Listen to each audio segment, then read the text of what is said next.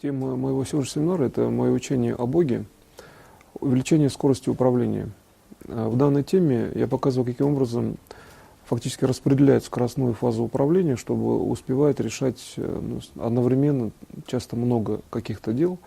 И при этом увеличение скорости подразумевает не только, например, статус обычного физического увеличения скорости управления. В данном случае имеется в виду количество управляющих точных факторов. То есть если где-то речь идет о том, что нужно, может быть, где-то замедлить даже вот именно скоростные характеристики в каком-то локальном процессе для того, чтобы увеличить соседние процессы по скорости, то речь идет и об этом тоже. То есть речь идет просто больше об оптимизации с целью увеличения усредненной скорости по всем процессам. Например, Бог как делает? Он фактически работает по логике одинаково со всеми объектами информации по скорости.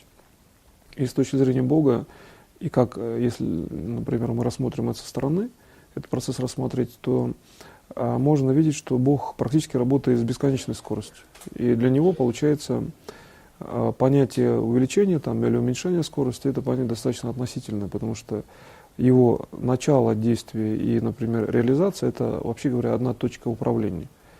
И вот если исходить из этого, то можно видеть, что, например, при лечении каких-то экстремальных состояний у человека, сложных, например, болезненных, так скажем, как раз-таки умение объединить и точку будущего процесса, когда человек уже здоров, и точку текущего процесса, то есть когда практически исчезает само понятие времени или даже скорости, а происходит мгновенность в действии, в реализации управления, это тоже один из аспектов того управления, где мы работаем по системе увеличения все-таки скорости. То есть реально это выглядит так, что мы увеличиваем количество информации, которая в единицу времени определяет в том числе и конкретную величину. То есть если, например, увеличить скорость до сверхбыстрой, например, до бесконечной, то получается тогда разница между действием, например, души, духа, сознания, а часто и тела практически нивелируется. То есть получается, что в одном уровне управления происходят все аспекты действия, бесконечная скорость. То есть там практически даже не происходит каких-то элементов перемещений. И вот, например, Бог при структуре вечного развития, он получает, в общем-то, саму структуру скорости как таковую, получается, в управлении. Если в человеческом сознании есть понятие скорости, люди перемещаются и могут определять какие-то скоростные характеристики не только в перемещении, но и в действии или в мышлении, то получается, что для Бога вот именно выделение фазы скорости из коллективной фазы управления людей, то есть что люди продумывают, это есть выделение этой величины как таковой, получается, в управлении. Ведь, коли уж действие Бога присутствует во всех аспектах управления, то для него скорость – это действие, просто некое действие. И вот если мы рассмотрим с этой точки зрения скорость, то получается, что переложение управления на скоростную характеристику для Бога – это есть проявление этого действия в сознании людей. То есть люди начинают воспринимать некое движение, скоростное движение. Если мы абстрагируемся от того, что человека что-то окружает, и, например, он находится в каком-то абсолютном, варианте управления, то есть, например, он находится в абсолютной системе координат, и в этой системе уже все события произошли, например, включая бесконечное прошлое, бесконечное будущее, то мы видим, что понятие бесконечного прошлого начинает выливаться в структуру управляемой системы, которая начинает двигать структуру в будущее, получается. То есть бесконечное будущее — это понятно, а вот бесконечное прошлое — это, как правило, какой-то отдельный массив, который начинает выдвигать свет, который соответствует личности, в бесконечность. То есть если есть у человека прошлое, то он обязательно обладает сразу же структурой бесконечного все-таки будущего, а не локального, получается.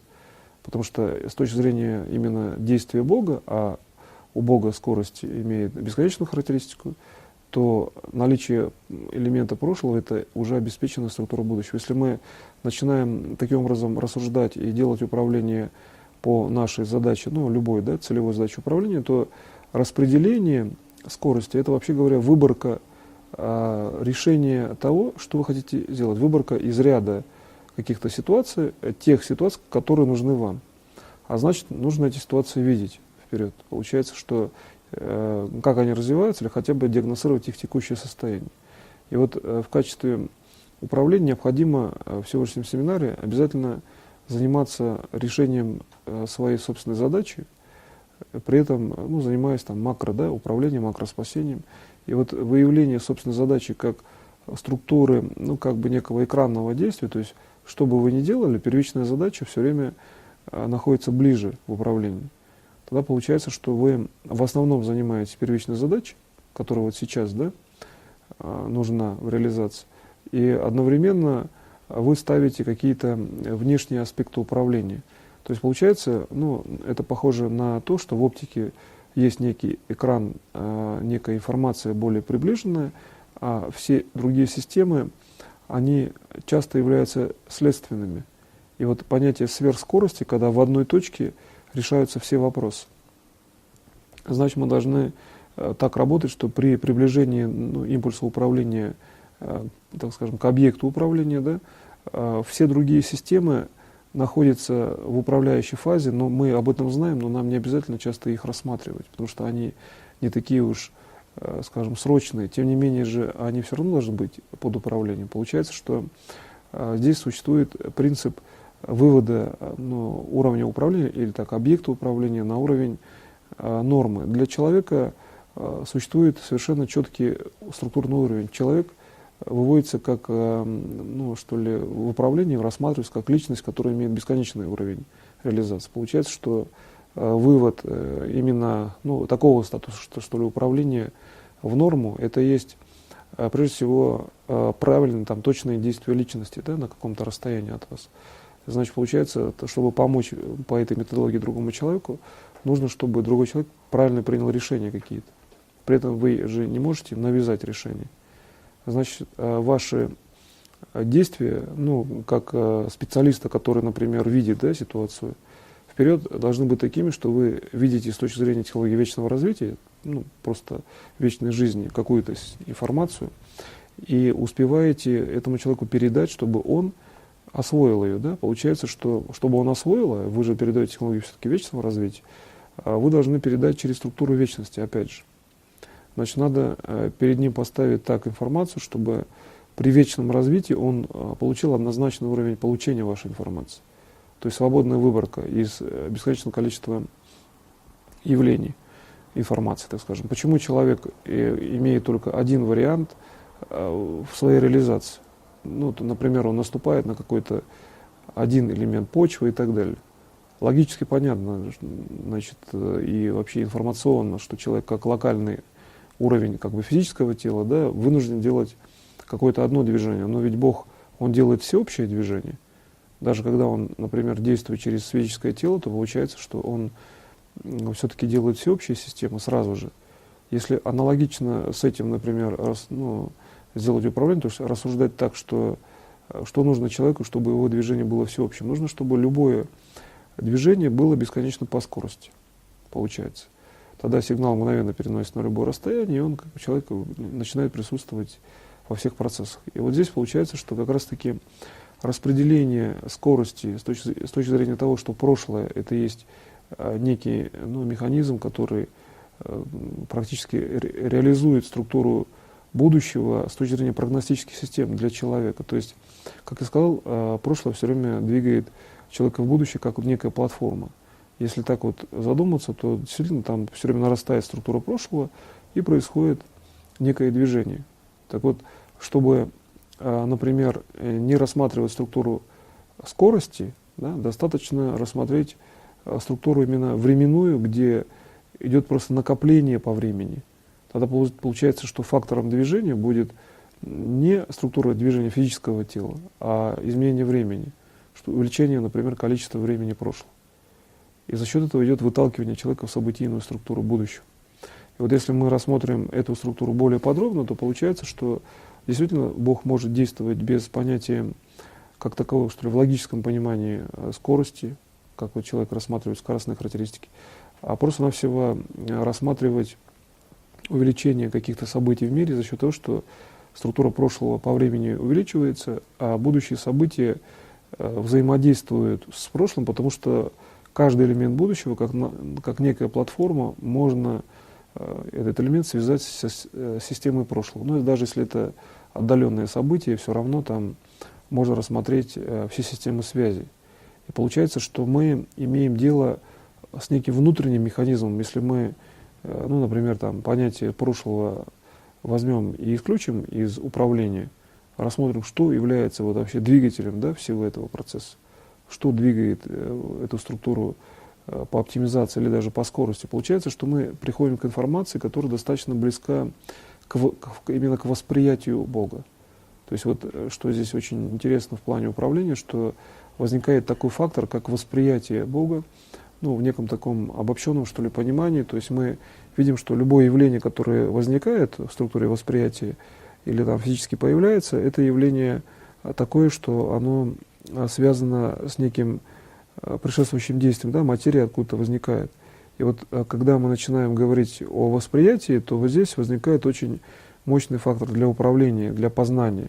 Ведь в восприятии Бог рассматривает структуру такую, что у него что действие, да, что восприятие, это же часто тоже одна и та же величина.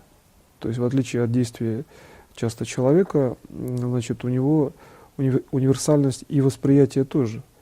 И получается, что первичный импульс, который дал человек, значит, с точки зрения там, познания мира, ну, в структуре управления, начинает быть близок к структуре той, что Бог изначально дал, например, всеобщее здоровье и, например, вечную жизнь, да, людям, то получается в восприятии Бог должен рассматривать эту характеристику тоже в управлении. То есть он должен, ну, по крайней мере, анализировать, да, соответствие первичному импульсу управления, где даны вечная жизнь и вечное здоровье, и еще счастливые события, да, там вдобавок даются, как правило, то получается, что, ну, в общем-то, обычная норма вечного развития, так скажем. Когда мы начинаем видеть в восприятии Бога анализ этой системы, то у него в восприятии содержится первичный импульс, то есть он дал уже управление на вечное развитие. Следовательно, речь идет о том только, чтобы объединить первичный импульс с текущим уровнем восприятия и рассмотреть разницу, да, то есть что человек, ну, например, там, неправильно воспринял через свою структуру восприятия. Если мы начинаем анализировать значит, структуру восприятия человека, то по образу подобию там нет понятия неправильных элементов. Там есть понятие просто значит, ну, как бы реализации первичного импульса вечного развития. И вот здесь возникает как раз-таки вот задача оптимизации, то есть умение выбрать правильную систему событий, то есть нужную, что ли, систему управления, ввести уровень собственного действия, то есть проявить активность по отношению к тому или к иному действию. И вот здесь вот возникает как раз-таки умение видеть совершенно четко и конкретно бесконечную систему развития там, в каком-то очень далеком будущем. И получается, что вот, в общем-то, системы восприятия, да, или там стока информации, если это просто объект информации какой-то, эти системы, они по большому счету и определяют развитие вот этого вектора скорости, то есть векторность скорость, куда вообще скорость мира направлена, скорость развития мира, и что это явление себя, да, представляет. Если мы начинаем эту структуру познавать в управлении, то, вообще говоря, восстановление там, здоровья, если есть какие-то проблемы у человека, если нет эффективного управления событиями, это достаточно планируемая величина, достаточно хорошо регулируемая, потому что в этом случае мы можем видеть, что внутри любого события мы можем рассмотреть как бы структуру многоракурсовых связей, то есть что определяет скоростную фазу событий, выделив, например, фрагмент скорости как просто величину, ведь информация и скорость — это величина. Мы можем просто-навсего оставить структуру, значит, ну, в общем-то, если так в абсолютном понимании, несколько необычный вариант возникает в управлении, но можно взять, изъяв скорость, оставить просто структуру бескоростных процессов. Тогда получается, как только мы приходим к этому элементу реальности, мы получаем первичный статус информации, где как бы вообще никакого движения нет информативного. То есть получается, что там информация, она фактически только начинает организовываться. Или даже до начала ее организации. Совершенно, ну, в общем-то, как бы спокойный уровень некой такой беловатой формы в информации в управлении. И эта форма достаточно аморфная, инертная, и как некая там среда, похожая на пар, на какой-то такой насыщенный газ белого цвета. Эта среда находится в таком взвешенном состоянии, что она очень просто поддается структуре влияния, управления. То есть форма приобретает в зависимости от того, какой системой вы обладаете фактически и чем вы управляете. Получается, вот эта вот нейтральная некая среда до уровня первичного события, да, это есть уровень даже не структуры, например, есть основа, да, информация, основа материи, а это именно выявленная в структуре восприятия система, что часть этой системы находится в структуре восприятия одного отдельного человека, а другая часть находится фактически в некой такой объективизированной реальности. И получается, что вот это выделение скоростных процессов в управлении, там, где скорость как бы пропадает практически, это есть стыковка между линией действия структуры восприятия, то есть системы сознания человека, и, соответственно, всей реальностью. То есть это некая граница или даже область пересечения, где пересекается внутренний мотив действия и внешняя информация мира, физического в том числе мира. Получается, что где мы, например, хотим заниматься оптимизацией, да, скорости в управлении, это всегда, как правило, величина связи или пересечения, некий такой узловой вариант, где происходит, может быть, даже рассредотачивание этого узла мгновенно, то есть он исчезает, как только вы приближаетесь в управлении. Но это и есть действие. То есть если в пространстве информации выбрать такую позицию, что все негативные системы сразу реструктурируются, как только вы на них обращаете внимание, начинаете двигаться, да, в их сторону, то получается, что мы имеем достаточно эффективный механизм управления, если мы фактор скорости даже исключаем из управления. Как только мы начинаем этот фактор скорости опять реализовывать, то есть начинают двигаться события, то здесь видно, что внутреннее понятие скорости, да, и внешние события — это часто очень связанная величина именно в стратегическом варианте действия. То есть мы можем видеть, что в стратегическом будущем управление происходит больше из уровня такого массового, что ли, взаимодействия различных элементов материи, а в структуре материи часто не заложено понятие скорости, есть элемент действия, да, идет развитие материи, и человек воспринимает эти характеристики как скоростные, чтобы оптимизировать управление. Тогда получается, что по образу равенства информации во всем мире в обычной материи, физической, так скажем, или информационной, должны быть какие-то системы, которые, соответственно, стараются контролировать, что ли, систему различных материальных аспектов. То есть по аналогии с тем, как делает человек, происходит некая оптимизация, выравнивание системы событий. Если, например, мы начинаем к этому подходить с точки зрения управления от человека, то есть сознание человека начинает реализовывать это управление в бесконечность, то получается, что мы видим, что на уровне бесконечного развития любой величины системы уравнивается в скорости управления. То есть на бесконечном уровне управления скорости действия любой системы, они равны. Тогда получается, что здесь очень простой механизм в выборе оптимального решения. Сверхскоростные какие-то характеристики любого объекта информации, они дают совершенно четкий маршрут конкретному человеку или даже конкретному уровню мышления. В этой технологии можно выработать уровень, где можно четко и системно раскладывать в управлении свою собственную мысль, потому что когда объекты информации в бесконечном развитии приобретают максимальную, фактически бесконечную скорость, то получается, что вы находитесь между элементами, которые имеют одинаковый статус. Скорость бесконечна. А одинаковый статус — это значит свойства системы более понятны и более изучены. Значит, понятие незнакомой какой-то ситуации или информации здесь не возникает. У меня, кстати, тоже в личной практике, когда, например, какие-то новые области, с точки зрения даже ортодоксального образования, где какие-то математические новые совершенно понятия появлялись, казалось бы, новые, при интенсивном уровне управления, у меня не было никогда таких данных, что это, с точки зрения даже первичного уровня восприятия, что можно какую-то новизну вообще создать в управлении. даже если мы используем теории, которые только появились там, или там совершенно новые теории, моментально возникает структура существования данного элемента, да, в информации. То есть упрощается система поиска, управления. Я специально привел, например, такую область, как математика, где многие совершенно абстрактные вещи там приводятся в управлении и в изучении.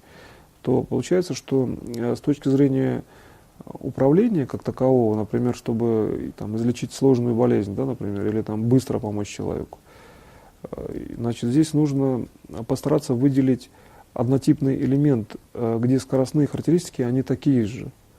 И максимальная же скорость вообще реализации информации, это и есть сам человек. Бог — это, в общем-то, это как бы первичный уровень максимальной реализации по скорости. А значит, так как человек по образу и подобию создан, то они соотносимы по скорости, как бы относительно по отношению к другим, да, объектам информации.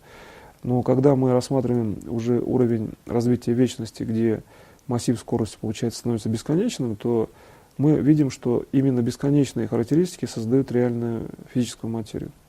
Можно так сказать, что физическая материя, или даже информативная система, да, материального мира, или просто информация, восприятие, это есть бесконечные, как бы сверхудаленные системы, где есть бесконечные скорости. И вот их проекция сюда, да, дает материальную систему. Значит, задача в этом мире, в этом уровне управления достаточно становится простой: отследить, чтобы сделать эффективное управление, как конкретное состояние вещества связано с бесконечным будущим. Чтобы, значит, это проследить, достаточно рассматривать статус будущих событий в информации как бесконечный статус. То есть там происходит такое управление, что дифференциация, то есть выборка, как я сказал, вот в управлении, именно в увеличении скорости управления часто нужна просто выборка, принятие решений, какое действие предпринять. Тогда, получается, не нужно что-то увеличивать как бы механистически, да? Достаточно выбрать правильный там световой импульс, и сразу же идет часто несопоставимо больше управления, чем если просто увеличивать скорость или там увеличивать массив управления. И вот здесь получается, что на бесконечном будущем, там, где уравнены все характеристики, получается, всех событий, мы можем видеть некий такой сверхсигнал, который в бесконечном уровне там достаточно сильным, может быть, да, или там сверхсильный, то получается здесь его величина нормирована. То есть все бесконечное будущее, почему имеет, ну, собственно говоря, такую проекцию нормы обычной фоновой системы, да, управления для любого человека, потому что вот именно переход от сверхбыстрого уровня на уровень, ну, текущего, что ли, состояния дел, это переход через системы, которые уравнены, потому что в бесконечном будущем они имеют одинаковые скорости реализации по отношению ко всему миру. И мир по отношению к ним также имеет такую же скорость. То есть усредненные формы скоростные нам дают маршруты. То есть в информации прям видны маршруты. И, например, чтобы продиагностировать там стену здания за счет управляющего ясновидения, можно как раз использовать вот этот уровень, что развитие в бесконечности любого элемента, например, здания, и соотносительная какая-то система даже восприятия человека, вот вы воспринимаете, да, это здание, это однотипный уровень идет управления, а изначально от уровня нормы, которая существует в человеке, можно сразу видеть, что внутри здания. То есть так можно смотреть внутрь материи физической и видеть любую микро- или там, макросистему, которая уже материальная, например. Да? И получается, что когда вы начинаете таким образом рассматривать, ну, аспект, например, там, управляющего ясновидения, управляющего духовного видения, то здесь ведь на самом деле аспектом действия является не как таковое видение, да, чего-либо. Можно видеть разные события, можно видеть их совершенно точно, например, да, но ведь вопрос стоит в том, чтобы уметь реализовать систему управления именно в структуре вечного развития, что дано Богом изначально каждому человеку, именно вечная жизнь, и уметь реализовать при любом уровне знаний. То есть задача как раз-таки такая в управлении, чтобы знания первичного человека значения не имели. Он должен все равно освоить систему вечного, ну, как бы, как такого живущего, что ли, аспекта действия, да, и вечной жизни. Значит, то есть здесь получается, что здесь как бы элемент жизни распространяется на элемент действия, на элемент там, вообще говоря, любого состояния вещества. И здесь получается, что мы можем тогда понятие скорости рассматривать именно в аспекте жизни, да, то есть как, например, реализовать жизнь изначально созданную, но при этом, чтобы она была бесконечной и была во всех элементах реальности. Для этого как раз-таки понятие скорости переводится как бы в другое понятие, там, качественно иное, и вообще другое по смыслу, например, часто, да, в понятие жизни. То есть жизнь включает в себя понятие тех элементов реальности, которые не описываются там словами, например, да, и которые, например, там нельзя в одном импульсе восприятия сразу детально осознать и так далее. И тогда получается, что мы можем видеть, что сама структура жизни состоит из элементов как бы сверхбыстродействующих. То есть вот чем информация жизни отличается от информации там, ну, как бы фонового, что ли, развития?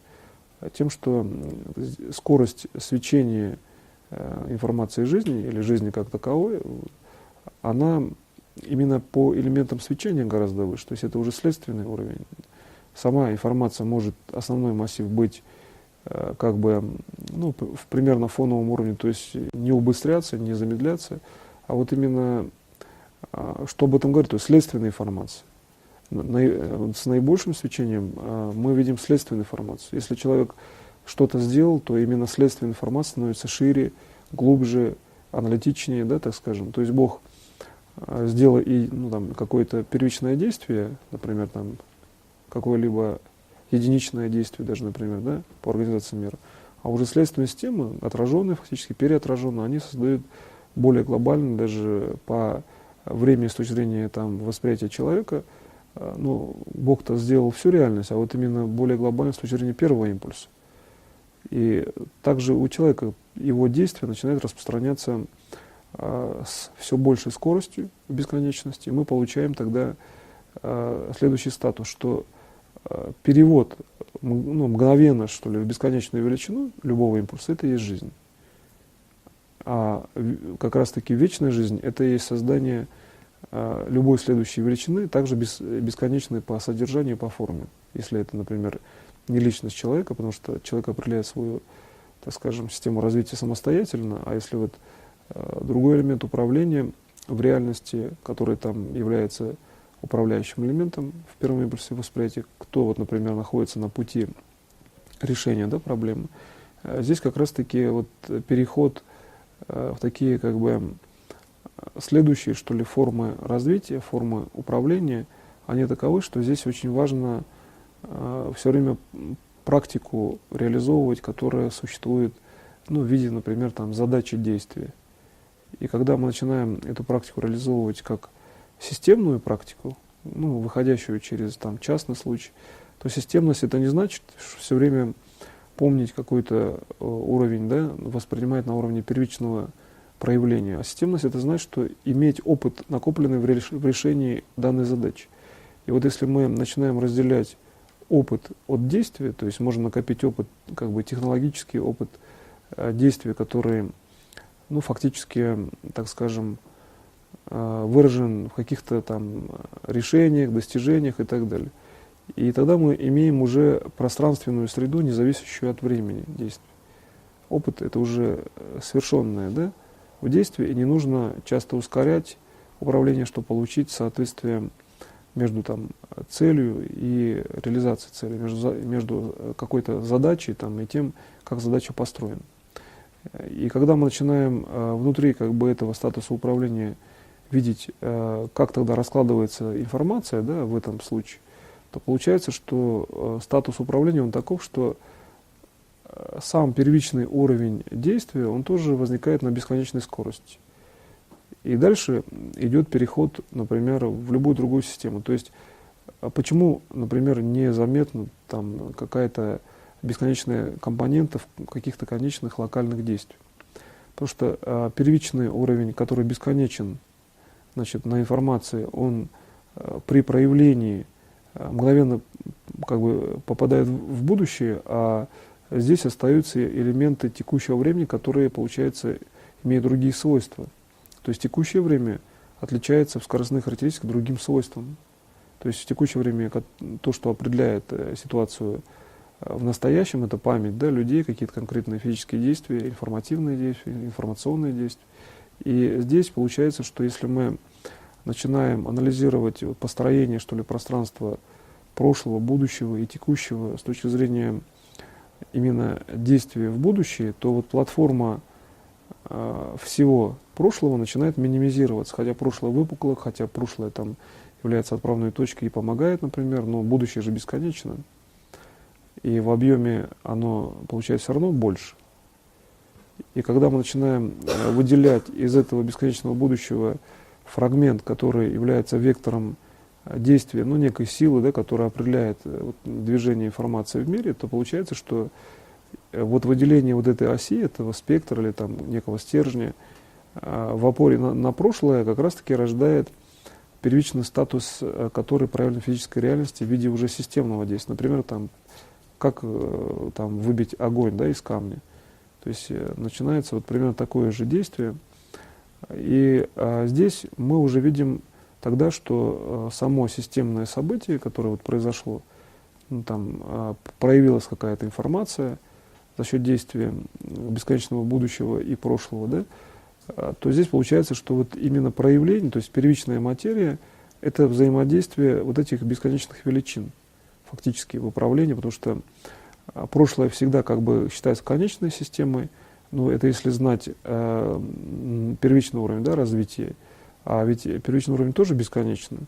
То есть человек все время находится в определенной системе некого вот разделения в пространство управления на минус бесконечности и плюс, то есть в неком центре, да, линия какая-то осевая. И вот когда мы начинаем рассматривать управление таким образом, что начинаем двигать управление, ну, в плане уже управления текущим временем с точки зрения там, задач прошлого или реализованного уровня прошлого, или с точки зрения будущих процессов, то вот здесь возникает аспект такой, что прошлое во многом известно, да, и есть статичные картины, которые в коллективном сознании многие люди воспринимают, ну, например, одна и та же там какая-то информация, да, для всех людей, по новостям, например, да, и так далее. А когда мы рассматриваем будущее, то получается там системы менее фиксированы, хотя много или там фактически все, в зависимости от того, какой уровень управленца он может рассмотреть впереди, то вот эта вот разница между более фиксированной системой, которая существует как бы в структуре прошлого, и менее там фиксированной, более вариабельной системой будущего, создает как раз-таки элементы, которые очень серьезно, часто они являются основными при построении, например, там, физической материи человека. То есть вот эта вот разница в колебаниях, в неких нюансах по одной и той же системе, да, есть дом в прошлом стоит, а есть дом, который будет там через 3 месяца тот же самый. Но вот как раз связи между этими системами, это и есть система, которая строится текущим временем, да, и одновременно является текущим временем. То есть получается, что понятие скорости здесь переводится только на связку между элементом прошлого и элементом будущего. И когда мы начинаем эту систему, ну, фактически реализовывать в управлении, то получается, что действие это и есть реализация, так же, как у Бога. Когда он действует и реализовывает управление, да? У него действие не отличается от реализации. Здесь происходит, вот я показал, то же самое, практически мы приближены уже к этому аспекту управления, и мы видим, что здесь, например, когда мы делаем управление в бесконечность, мы получаем, что первичный уровень бесконечности, он произошел именно от взаимодействия двух, как бы, в общем-то, конечных систем. То есть в управлении, по крайней мере, можно увидеть там всю информацию, соответствующую прошлому или там будущему. И их совместный импульс получается бесконечной величиной.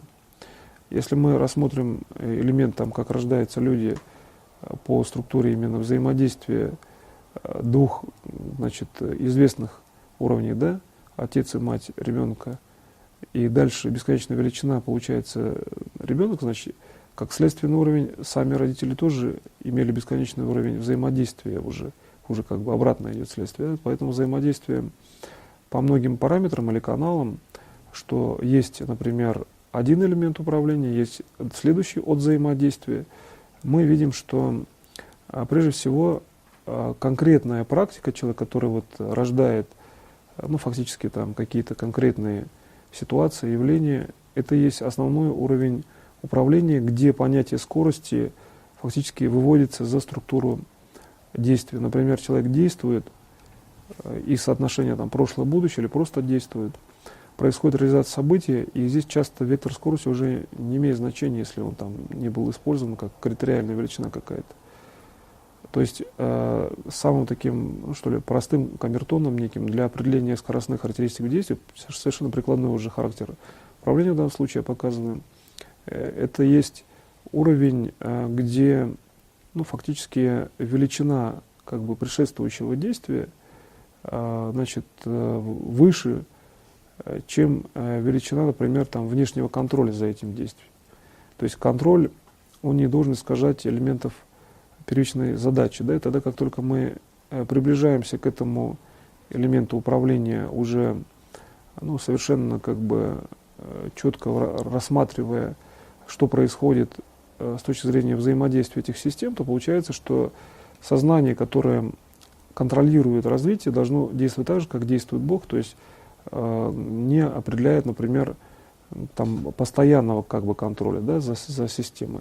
И вот здесь возникает такое, что скоростные характеристики, именно скорость присутствует здесь уже в процессах как величина, которая управляема как информация, и вот которой можно как информацией управлять, причем таким простым как бы, способом, что берется информация скорости, значит, ставится управление на просто эту информацию, и уже дальше, как следствие, мы получаем контролируемый уровень, решенный нами, да, скажем. То есть фактически делается управление так, что кладется некий массив задач на нейтральную информацию скорости, а дальше скорость уже самостоятельно развивается под решение этой задачи. То есть развитие происходит дальше фактически, да. Значит, здесь ясно, что Бог, когда создавал уже реальность, что рассмотреть вот элемент, что будет дальше видно, да, например, он характеристику скорости вывел в структуру генерации этой величины, вообще говоря, в человеке получилось. То есть человек генерирует структуру скорости своим личным восприятием. И одновременно некие скоростные действия происходят. Когда мы начинаем налагать эти явления, мы видим, что там существует очень конкретный механизм связи между задачей человека, между тем, как он ее выполняет, и что будет происходить. То есть изначально существует некая область информации, где все время видны, например, все системы вокруг человека. То есть откуда вообще задачи берутся с точки зрения там, действия души человека.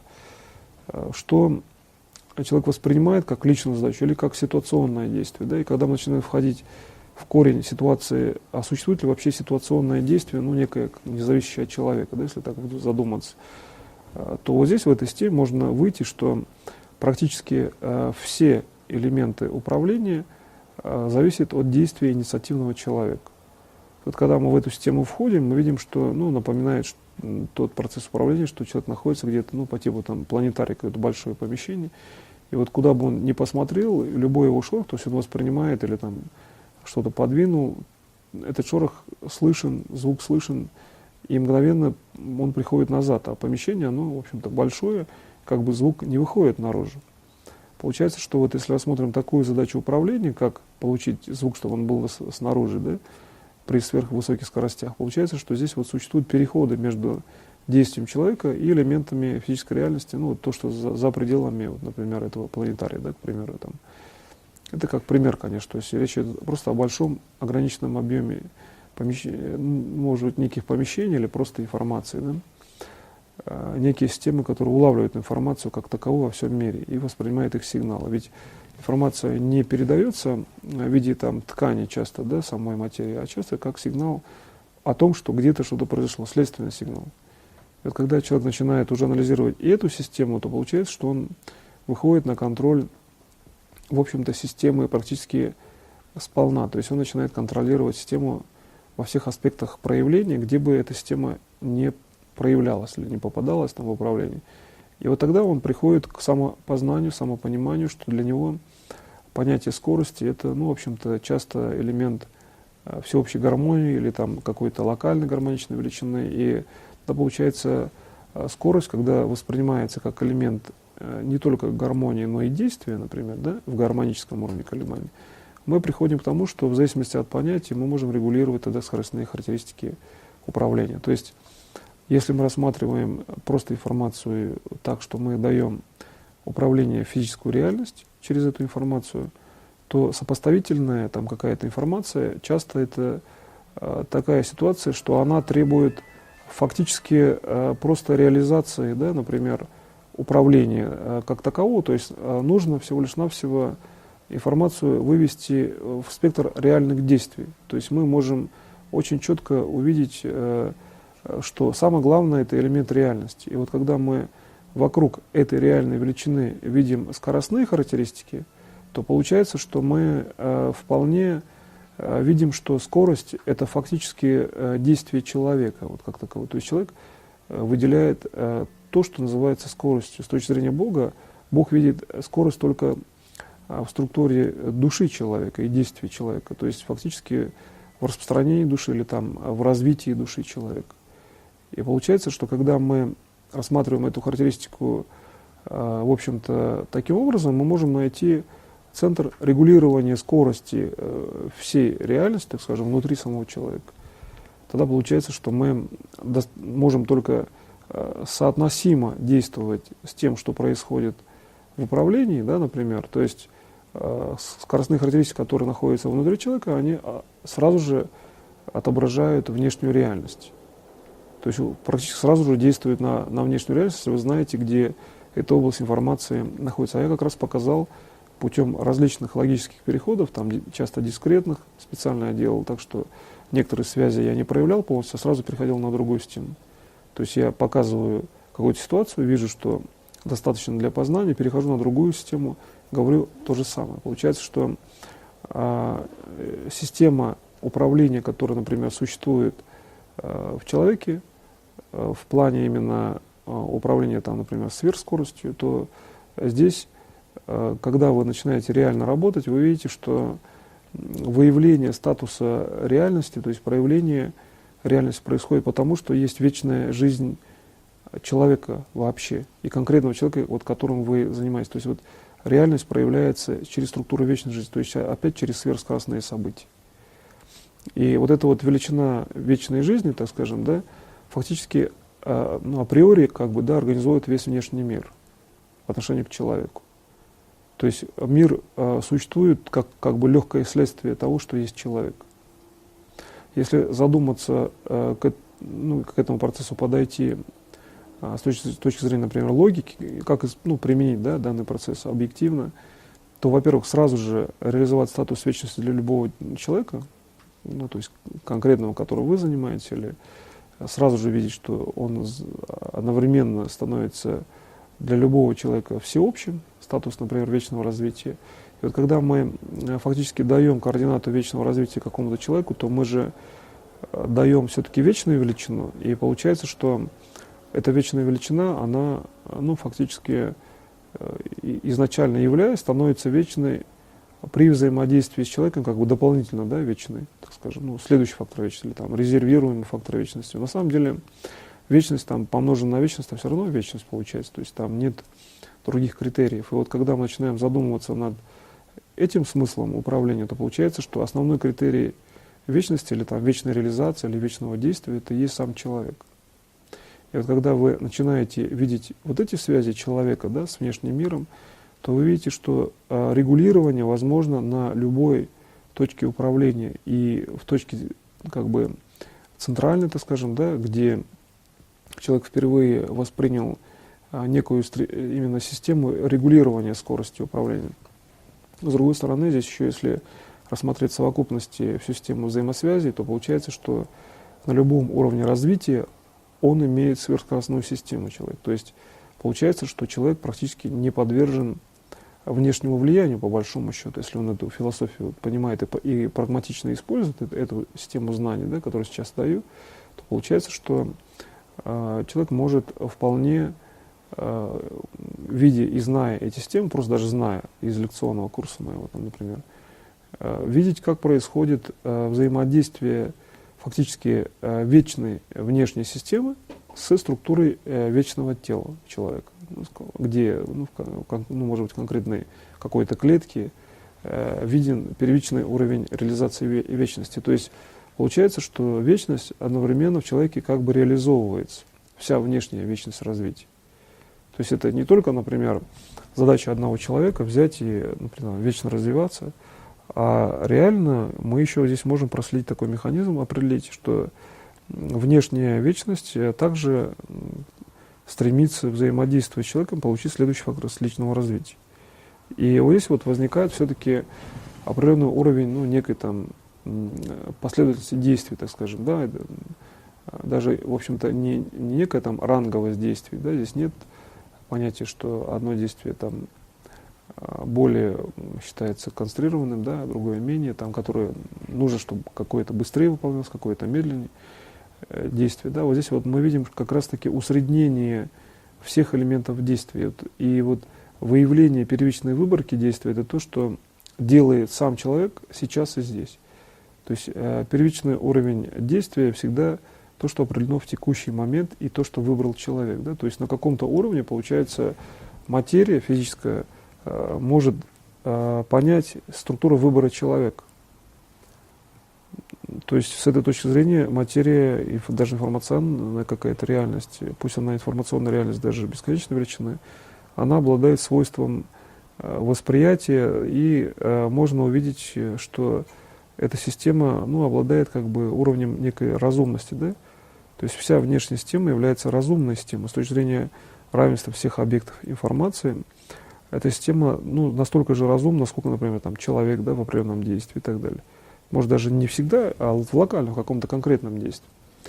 И если вся система информации приравнивается одному локальному действию человека, то получается, что по специфике действия человек может совершенно там свободно действовать так, как делает Бог. То есть по однотипности, что ли, просто процессов, которые возникают от того, что вы изучили, например, структуру действия человека и хотите рассмотреть или рассмотрите в будущем, значит, какую-то систему, как вообще мир взаимодействует с человеком в этом аспекте, и как он привносит скоростные какие-то характеристики, и каким образом можно применить эту информацию для того, чтобы реально, так скажем, предусмотреть какие-то негативные события, да, например, у человека. И ведь спектр негативных событий, он на самом деле не такой уж большой. Есть все явления мира, которые можно рассмотреть через управляющее сновидение, а вот негативный статус, он просто проявляется как информативная константа, да, первично. Значит, в распределении именно сигналов, когда вы диагностируете систему управления, здесь получается, что выявление именно вот первичной линии, это есть уровень, который может быть неблагоприятен или является. Да? То есть выявление — это есть одновременное действие. Управление через соседнюю величину, где эти элементы реализовываются, там, например, правильно, это тоже правильный уровень управления, например, там, в обычном, что ли, плане там, лечения людей или даже реализации какого-то уровня управления, там, бизнеса. Ну, предположим, да, здесь получается, что мы можем видеть уровень такой, что уравниваемость неких там, позиций управления, которые существуют, это есть также и перенос от некой универсальной величины на структуру здоровья человека, на то, чтобы человек мог счастливо, да, бесконечно жить. Любое действие имеет вот эту компоненту в реализации.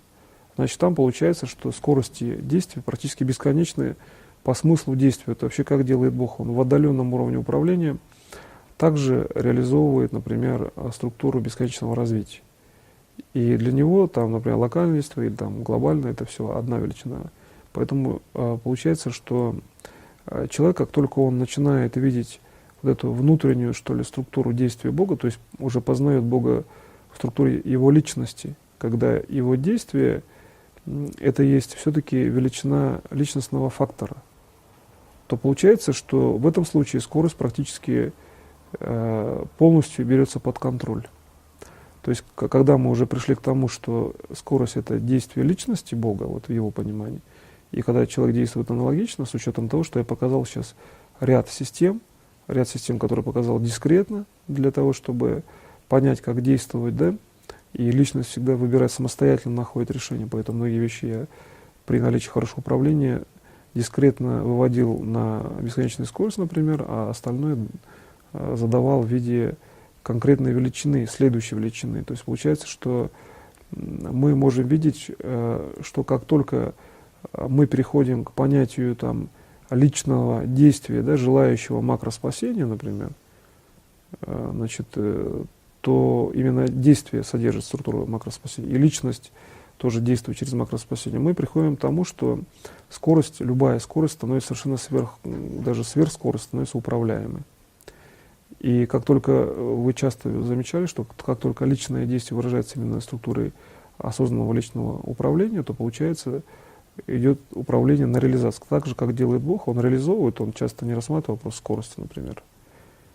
Если нужна сверхскорость, значит сверхскорость, да, в понимании людей. Поэтому в данной теме, в данном управлении очень важно совместить это на уровне действия личности. Как только вы приходите к пониманию, а я показал, как это понимать, то мгновенный контроль за скоростью, значит, можете даже получать мгновенный результат в этом управлении.